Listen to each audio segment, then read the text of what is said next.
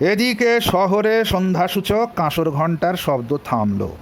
সকল পথের সমুদায় আলো জ্বালা হয়েছে। বেলফু বড় মেলায় চিৎকার শোনা যাচ্ছে। আবগারির আইন অনুসারে মদের দোকানের সদর দরজা বন্ধ হয়েছে, অথচ খদ্দের ফিরছে না। ক্রমে অন্ধকার গা ঢাকা হয়ে এলো। এ সময় ইংরাজি জুতো শান্তিপুরে ডুরে উড়ুনিয়া সিমলে ধুতির কল্যাণের রাস্তায় ছোট লোক ভদ্রলোক আর চেনবার জো নেই। তুখড়িয়ারের দল হাসির গররা ও ইংরেজি কথার ফর্রার সঙ্গে খাতায় খাতায় এর দরজায় তার দরজায় ঢু মেরে মেরে বেড়াচ্ছেন।